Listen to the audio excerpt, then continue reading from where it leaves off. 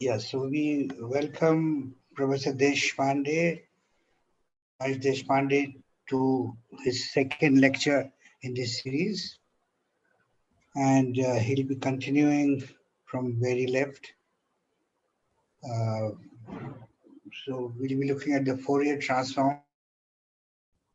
And yeah, over to you. Yeah, thanks, Najam. I hope I have unmuted myself. Yes.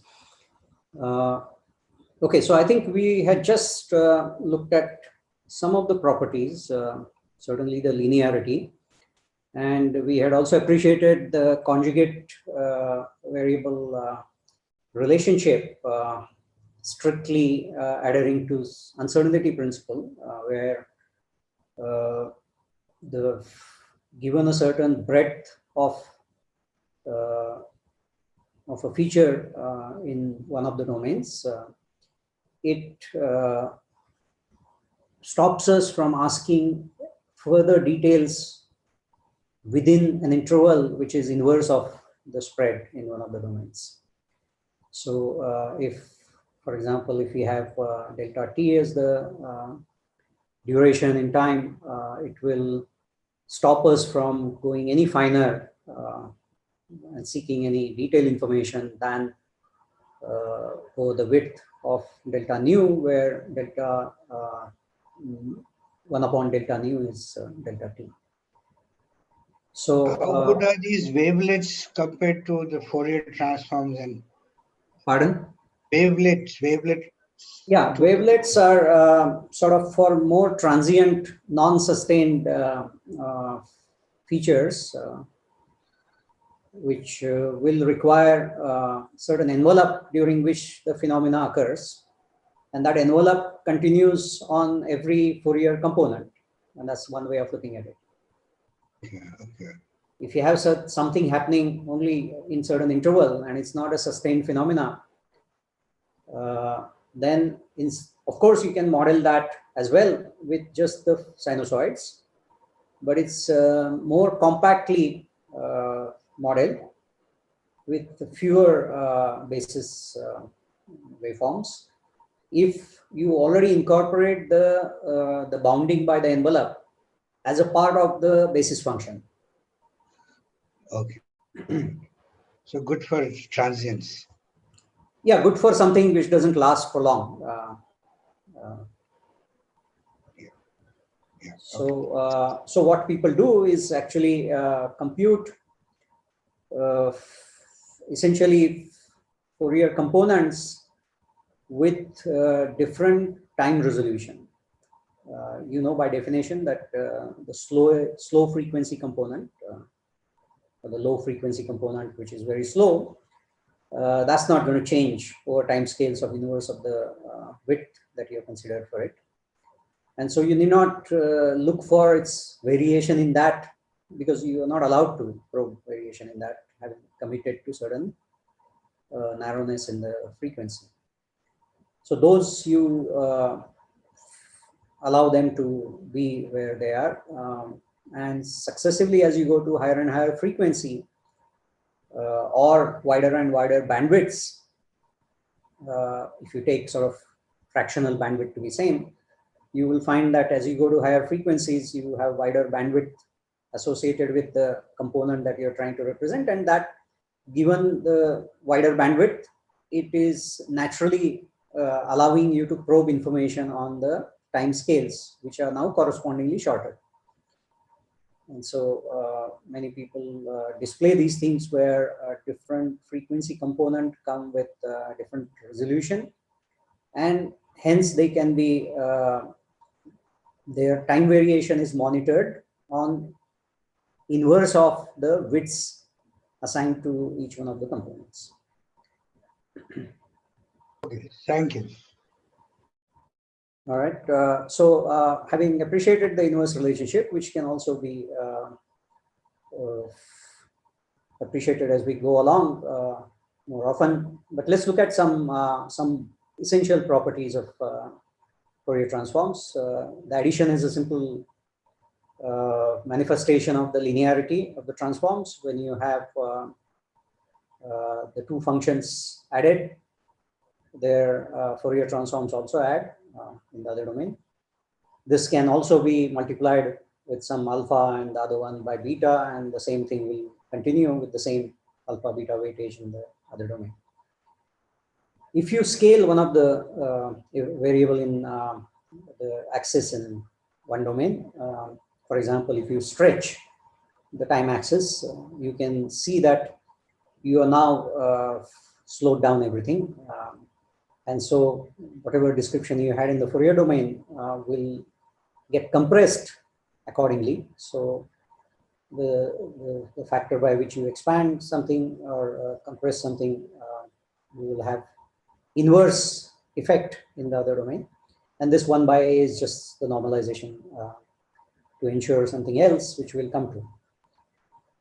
Another very important property of Fourier transforms is if you shift the function, which is what we will encounter almost every time, because we will be looking at delayed versions of each other, and we'll be asking, are they similar? So all that happens is you will have Fourier transform of that, same as the original functions Fourier transform, except an additional term which describes a linear phase gradient. And that linear phase gradient has a slope which is proportional to the shift. And of course, it's a function of S, so phase will vary linearly across.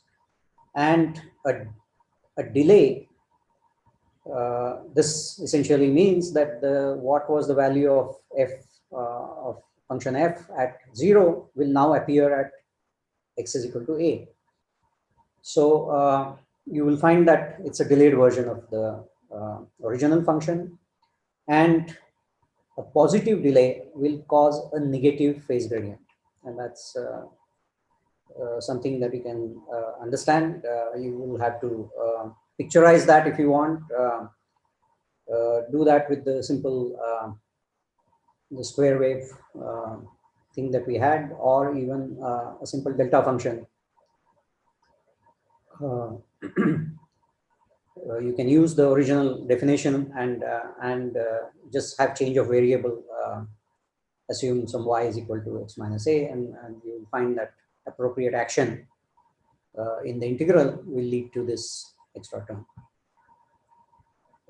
One often comes across examples of modulation where you have some sinusoid, and that is multiplied by some envelope function, which is f of x. And you will find that in the Fourier domain, you will have the Fourier transforms of f of x appearing at locations where the components of this cosinusoid are represented in the Fourier domain, namely at minus omega and plus omega.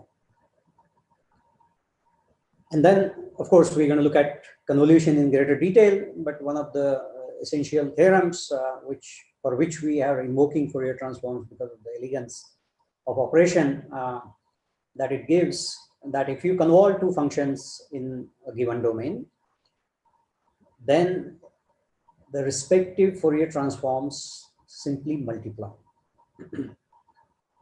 If you do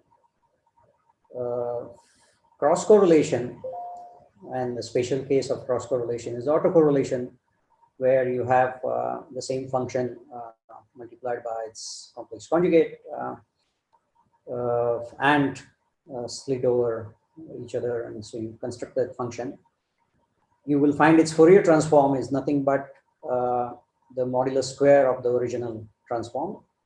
And in the case of simple time sequence where x is t, you will find that the autocorrelation function of the time sequence would give you a very sought after entity called power spectrum.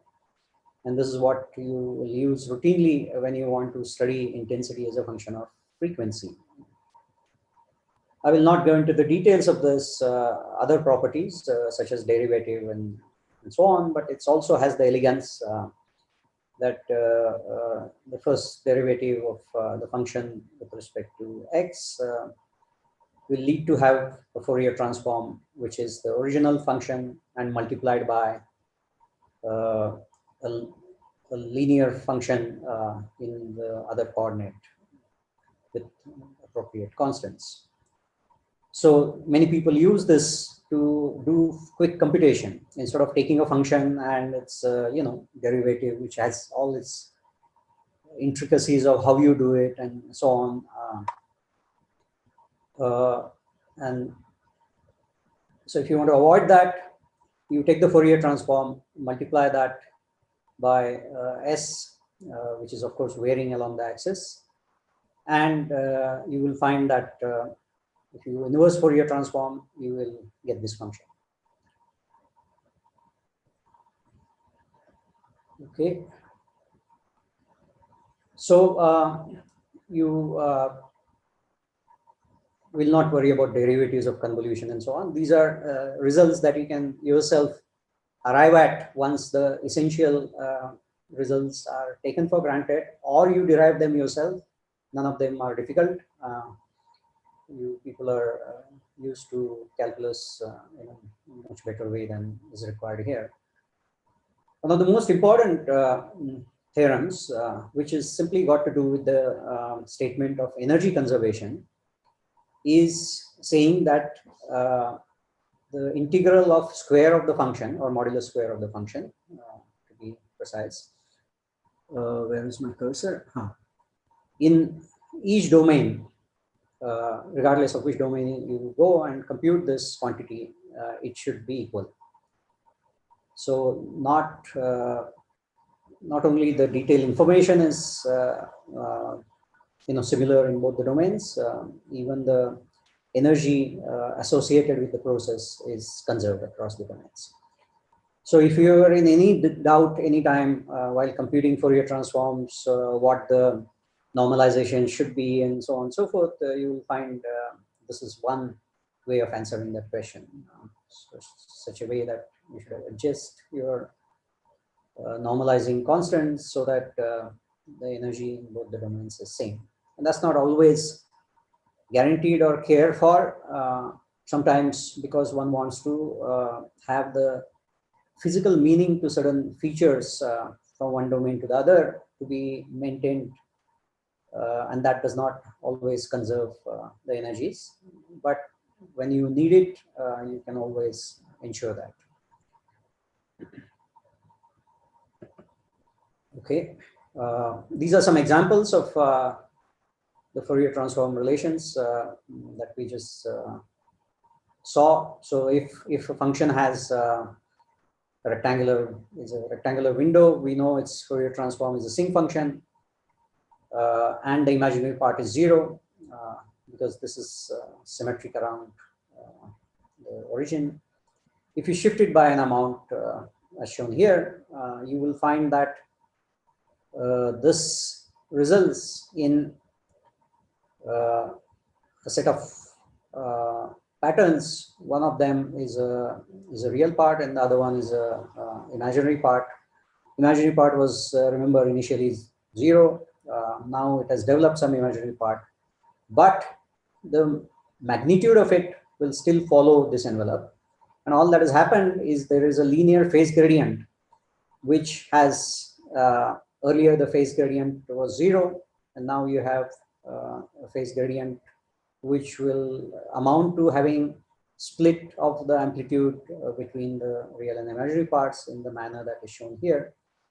If you shift it further, you will find the phase will vary more rapidly because it's proportional to the shift, and you will find the ups and downs coming through much more rapidly, still maintaining the envelope corresponding to this original pattern. So in terms of the information, it has not changed. It's just a shifted version of each other. And if you were to multiply these two, one by the complex conjugate of the other, you will simply be left with the phase gradient. That's an additional term that has come about, and that's the only one that will remain in addition to what was there in terms of the relative phase. Okay, so same thing is shown here. You can look at, you can see the way the product translating into convolution in the other domain can be visualized in practice. For example, if you have this as an envelope and you multiply a sinusoid by that, so you will find that this will act like a modulating function, which is shown here, and it will modulate the amplitude of this sinusoid, which otherwise would have been constant. If that is so, then you will find that you will have Fourier transform of this, which is, let's say, as shown here, replicated at two locations corresponding to the Fourier transform contribution of the sinusoid. So multiplication of these two functions, sinusoid by this, has resulted in convolution of this with a set of pair of delta functions, which we saw as a Fourier transform of the cosine function. If you take a faster varying sinusoid, that means a higher frequency, you will find that the delta functions in the frequency domain will be more separated. But it will still now, because of this multiplication, you will still replicate the same function at the two locations, the locations being now farther apart. You can take the other extreme as well, you know, where you have a very slowly varying sinusoid modulated by this, so much so that these two features come very close to each other, and then they overlap and produce this feature. So all these three are a sort of manifestation of the same essential phenomena and demonstrate how convolution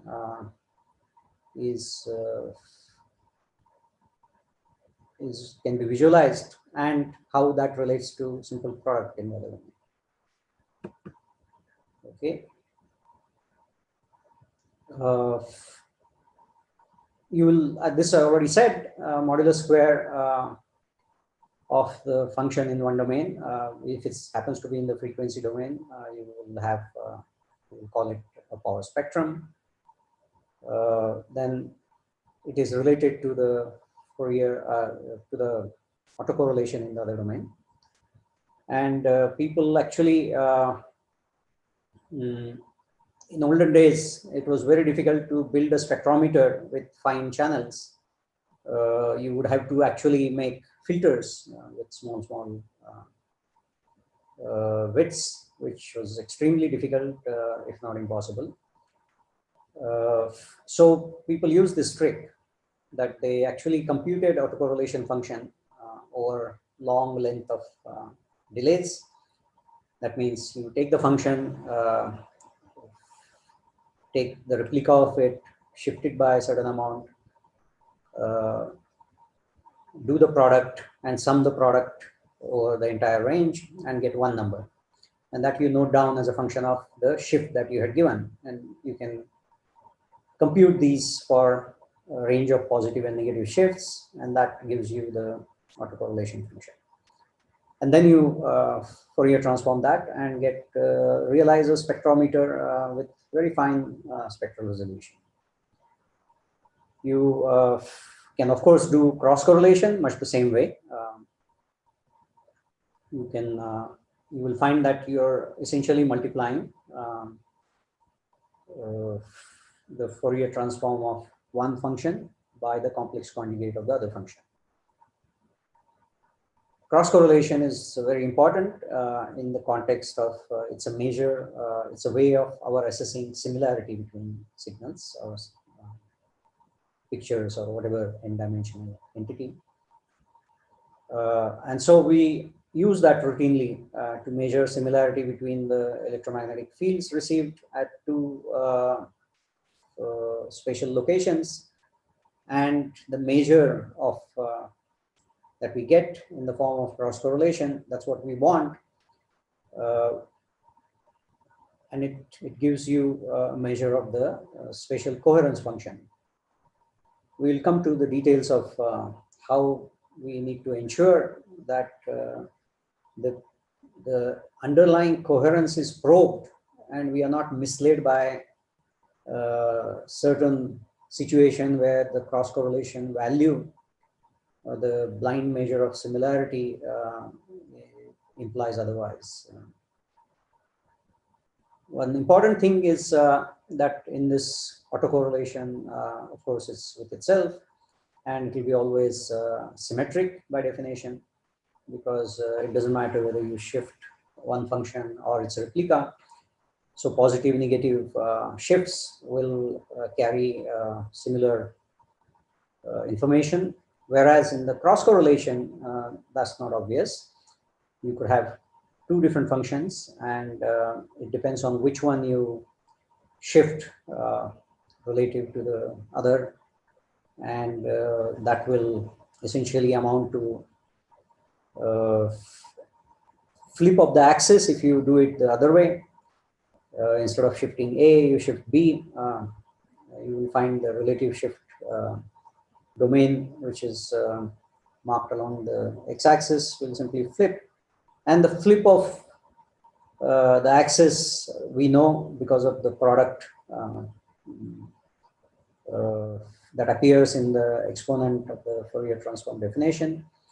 You will find if you change the sign of one entity, the other one will also change the sign, which means you will get a Fourier transform description, which is simply a flip in across frequency. Positive frequencies will appear on one side instead of the negative frequencies. So we will. So the order matters, although it's not of great significance. It's just flip of axis. As long as you keep track of it, you will not go wrong in interpreting something. In the case of real brightness distribution, we have seen the property when the function is real. We have its Fourier transform, which is which possesses Hermitian symmetry, where the real part is symmetric and imaginary part is antisymmetric. So you will find that the information from one side to the diametrically opposite point is not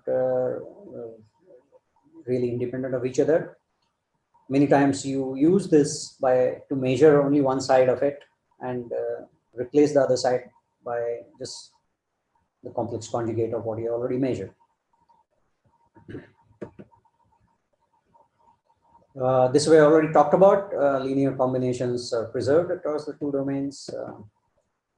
A variety of examples. You can play with these things, visualize them, and see if you can reproduce certain known results by assuming some other basic results. For example, we had looked at a rectangular function, and we said its Fourier transform is a sinc function. And I had said that a triangular function has a Fourier transform which is sinc squared. And this can be appreciated by simple fact that triangular function can be thought of as a convolution of rectangular function with identical function. And since it's a convolution, you will find the Fourier transforms multiply, and here we're talking of similar functions.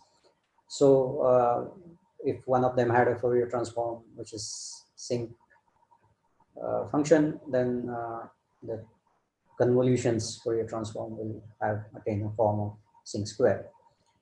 Of course, you will have to worry about the widths, and then they will correspond to the appropriate widths and scales in the other domain.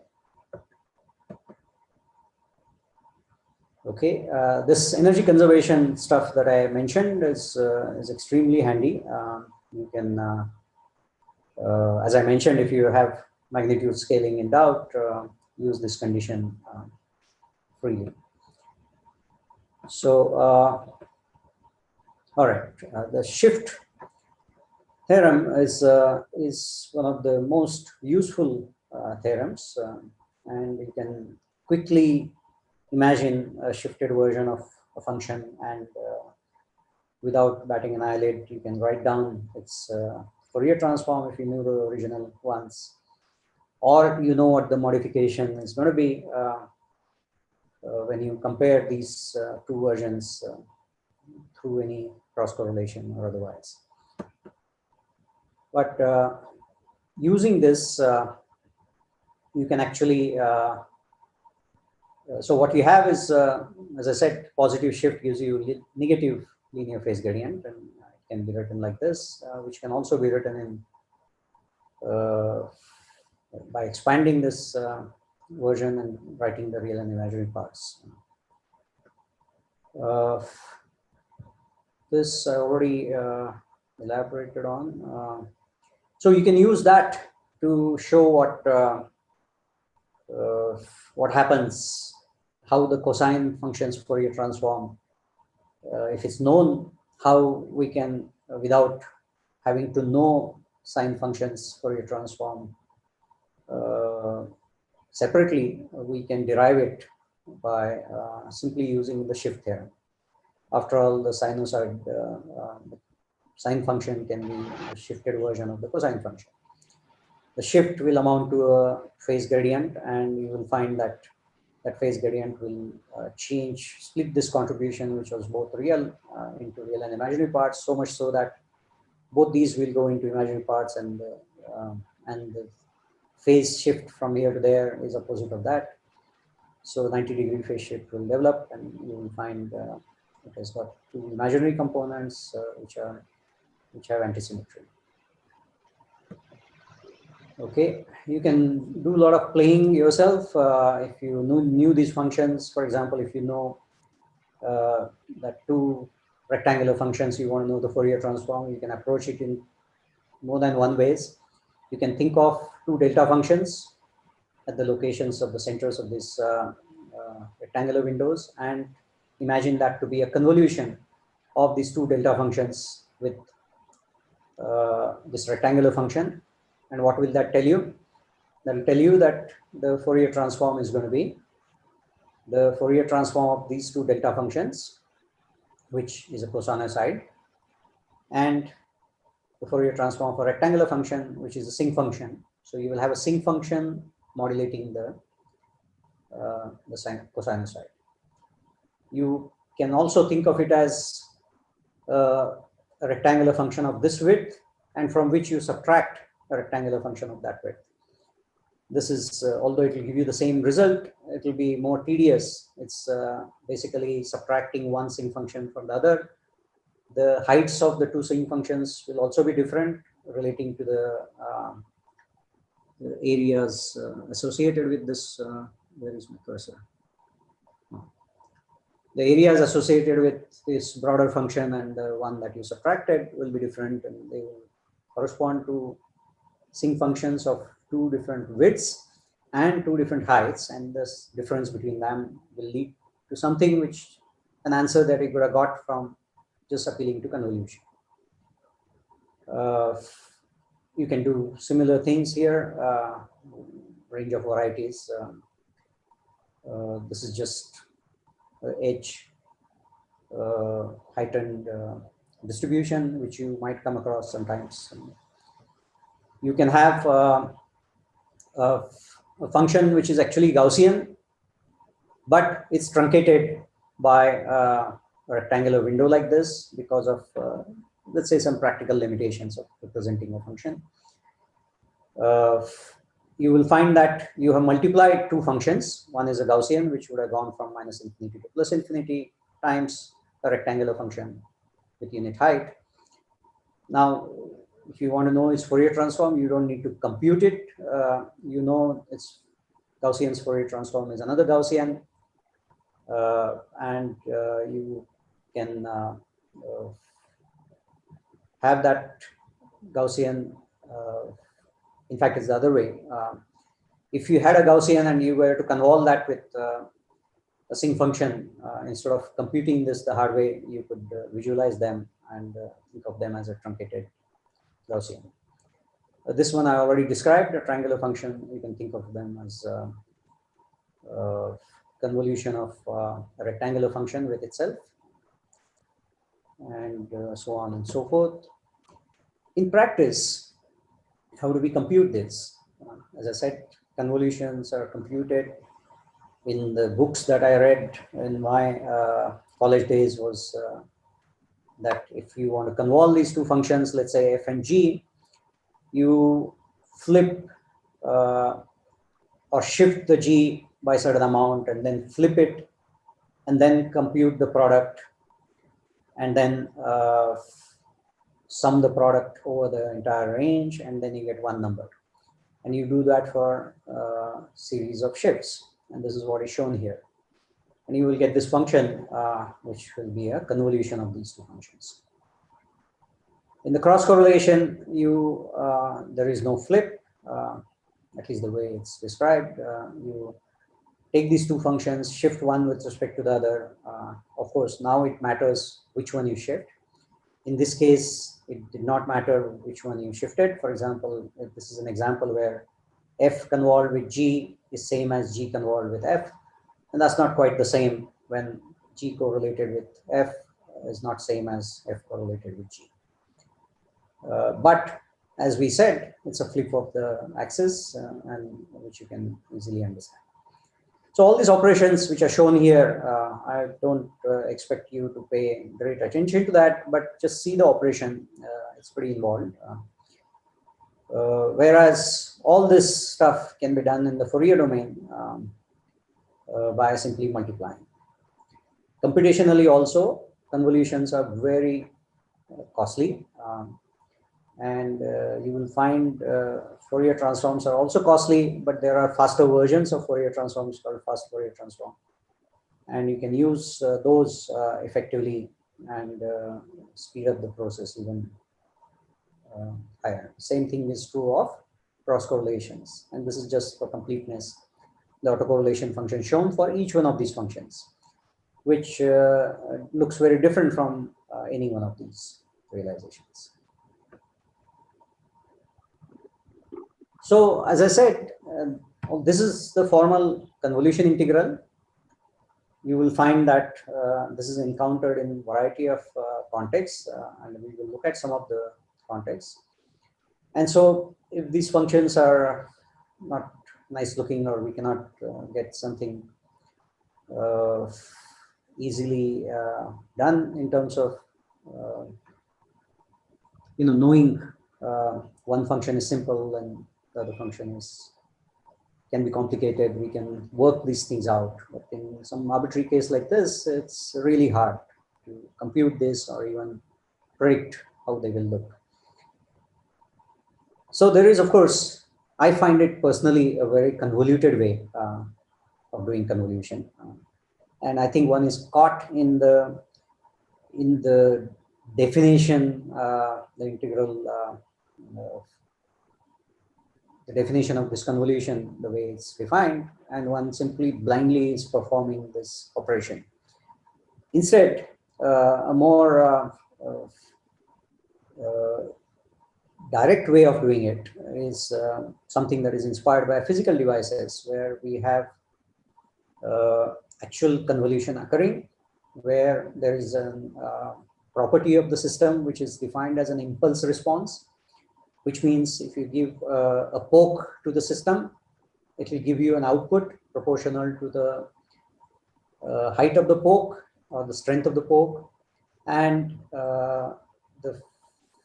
the function, the response will start being a causal system at the, with the origin of that response shifted to the place where the poke is given. So this is what happens in reality in a physical convolution system. And so why not use that? And that will amount to actually, and these have to be, of course, linear systems in which convolution is performed. We don't have to assume anything when we actually want to perform the convolution, but we take the clues from behaviors of linear system And we use the impulse response of the system equivalent to one of the functions. And then imagine the other function to be made of series of delta functions without any loss of generality. You can keep them as finely as you finely spaced as you want, and they follow the pattern that the signal represents, or the pattern whatever function represents. Now, for each one of these, you know that the system is going to respond faithfully without asking any further questions. For every poke, it's going to say, I will give you this standard response with scale to the poke height, or the strength of the poke, and origin of my response will be shifted to the time location or location of the poke. And you do that and do a grand superposition of all such responses, and that decides the outcome from such a system, which is nothing but the convolution of the input in physical systems with the impulse response of the and what you get is a simple convolution. And this comes handy because many times we encounter situations where one of the functions is actually simple looking, and it can be thought of without having to sweat out too much as a series of delta functions uniformly spaced, and so on and so forth. So this is just the representation of what I was talking. The response could be anything, but this response will be repeated each time a poke is given to the system. Why it is called an impulse response? Because this is a property that is a pure property of the system. It's not, you haven't contaminated the response by the poke that you have given. It means the question asked by us to the system is one of the most unbiased questions. Why do we say that?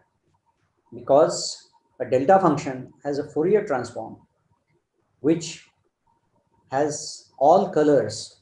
If this was a time domain delta function, we can easily see that the Fourier domain will be a frequency domain, and it will have uniform contribution at all frequencies. That means we are not asking a colored question. We are not already asking a biased question or a leading question. We are asking the most unbiased question, where the question does not contribute to the outcome.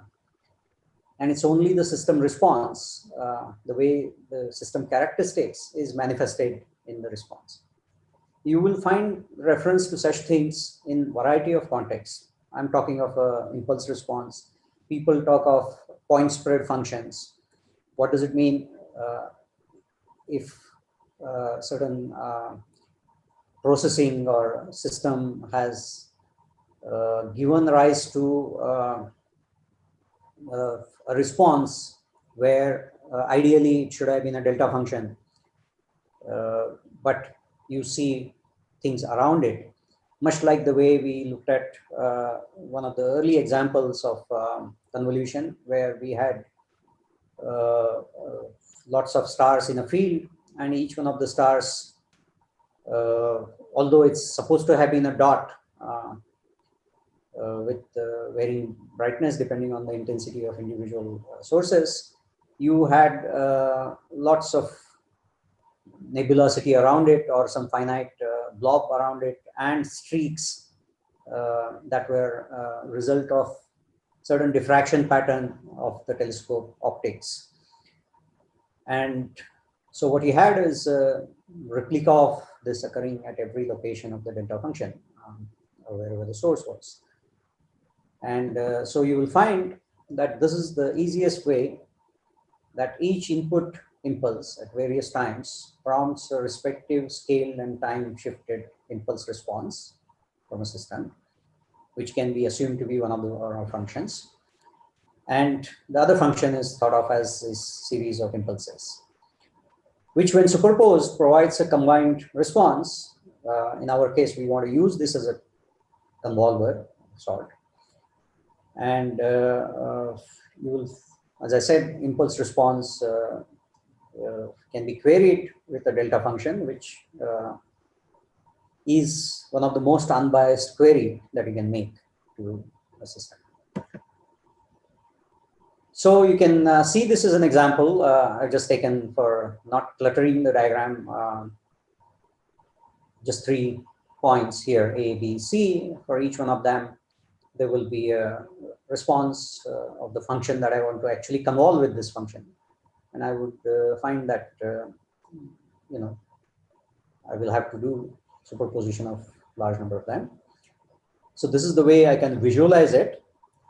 In practice, if I want to really do the convolution, of course, I don't spend time doing this the hard way. Although this visualization helps me, I will go the Fourier route. Take the Fourier transform of this function, take the Fourier transform of the other function, and multiply the two and Fourier transform them back, the product.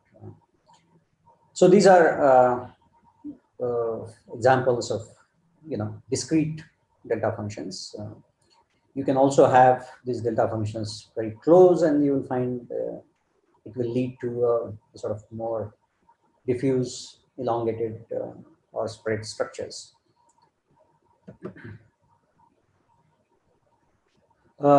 You can actually prove, if you find convolution theorem is difficult to derive, you can use this understanding of one being thought of as a, you know, set of delta functions shifted and scaled at, with the heights corresponding to the function itself.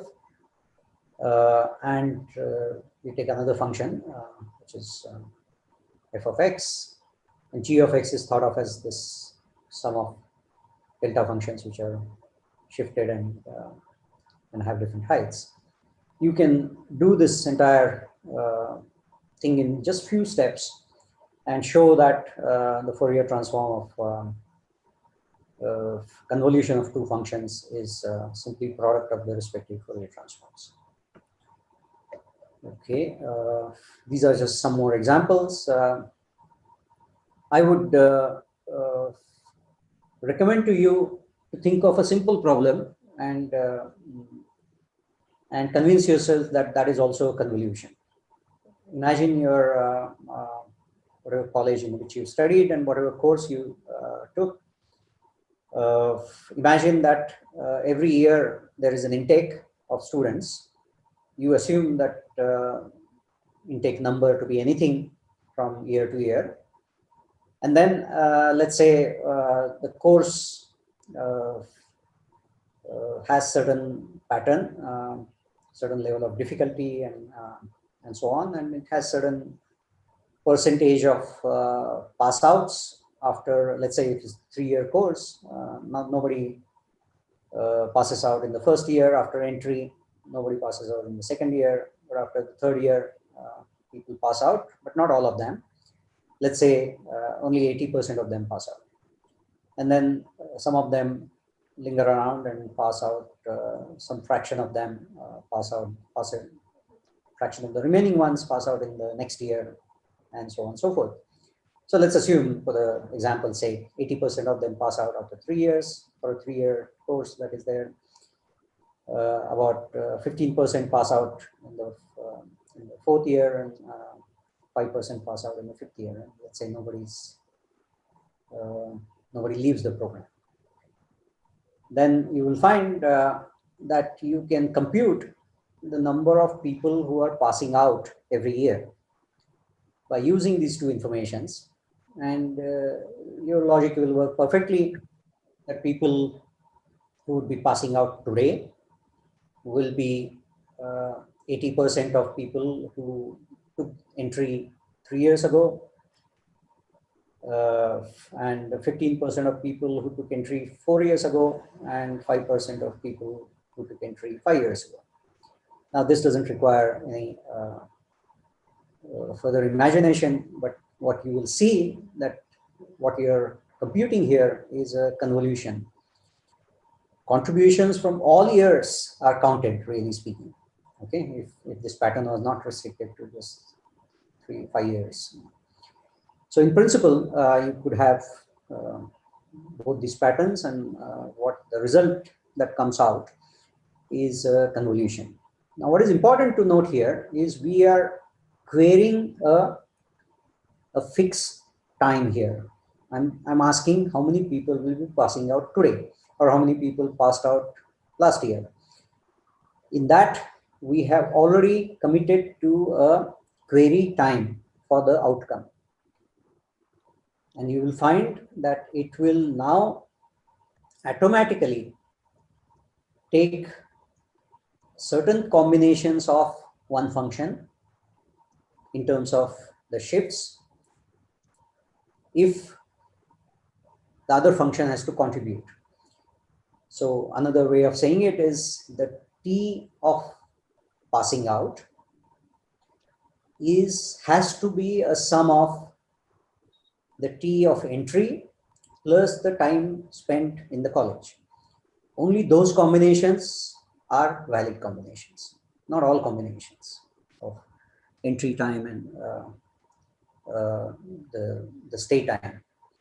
And so this is what is conserved when you ask probe a convolution outcome.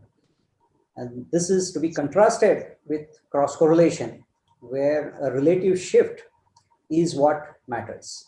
That means a difference between the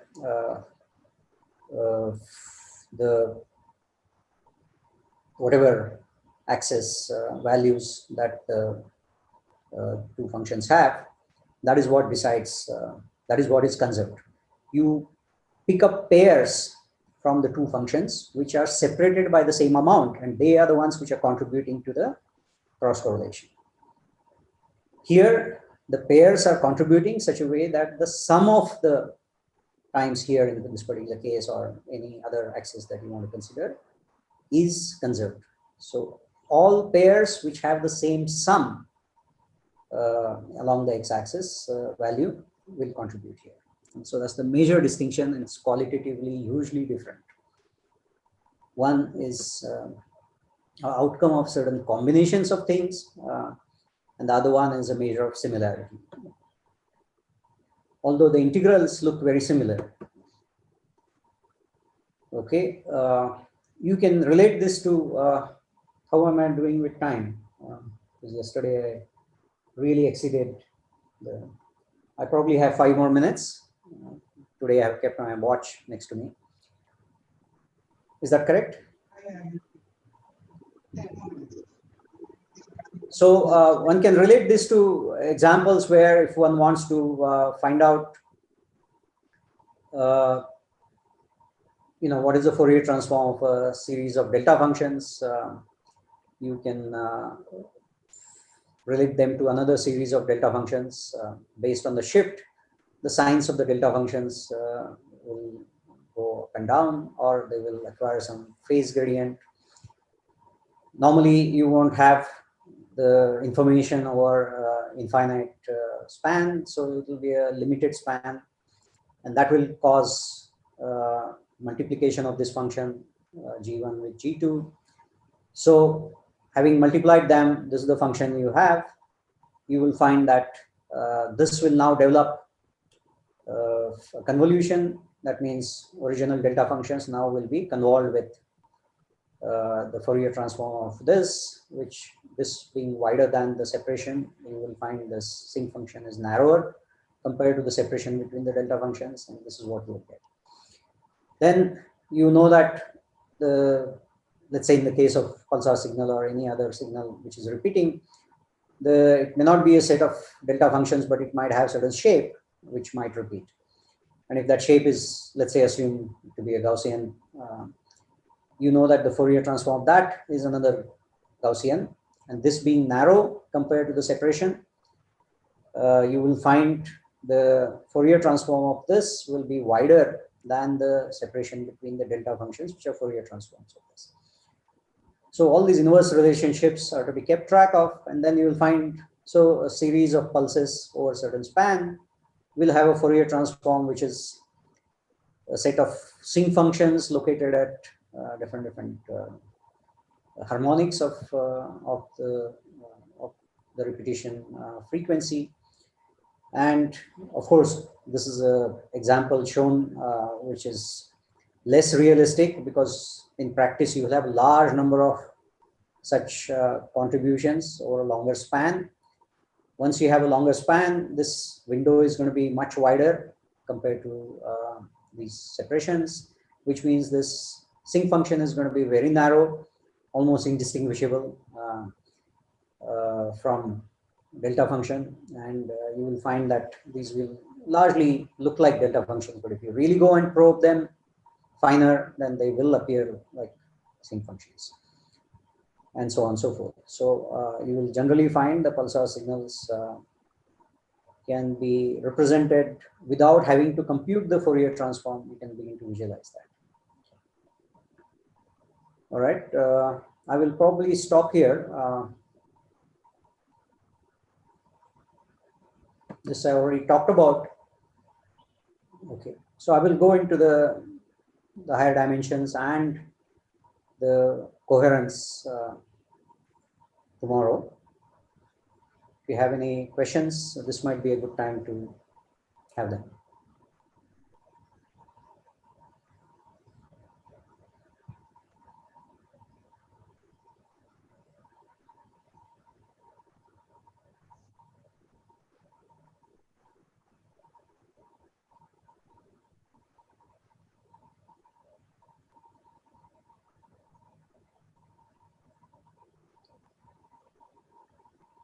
So I don't see any questions.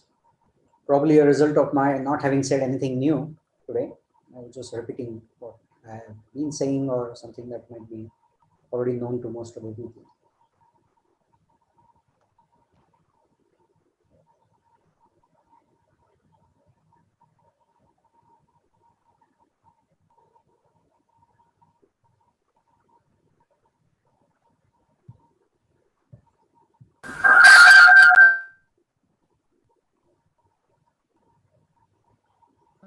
Talk through this.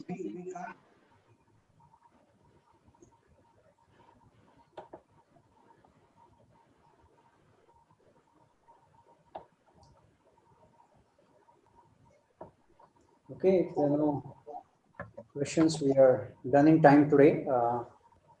Right? Except I didn't realize today is probably the freer evening than was yesterday, right? Yesterday I was delaying somebody when I exceeded my time. And even tomorrow. Pardon? I said even tomorrow yours is the final talk, so that's it. Then yeah, right. You can spill over, no problem. Okay. So, are there any questions?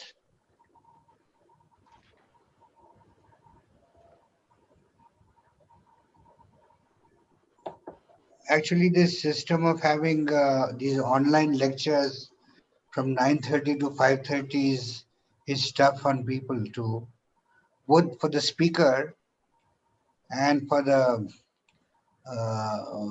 participants.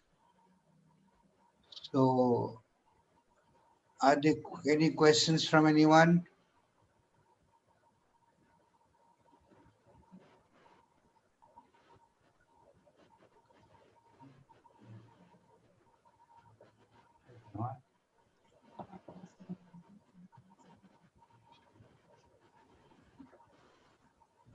So what is the typical number of participants in the first session in the morning?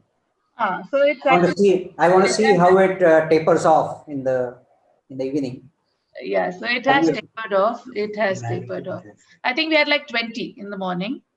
Oh, I see. But I thought you had 100 registration. Yeah, registrations were more than 100. There are loads of registrations, but if you actually even check it on YouTube, then the views are good. 50, 70, 80, some, numbers like that. But I don't know. I really don't know how to this because registrations were more than 100. But participants are like this. But then if you check the YouTube views, there are more, at least 50 views you'll have each talk on YouTube. And I think it just varies. Yeah, some of them are from different countries.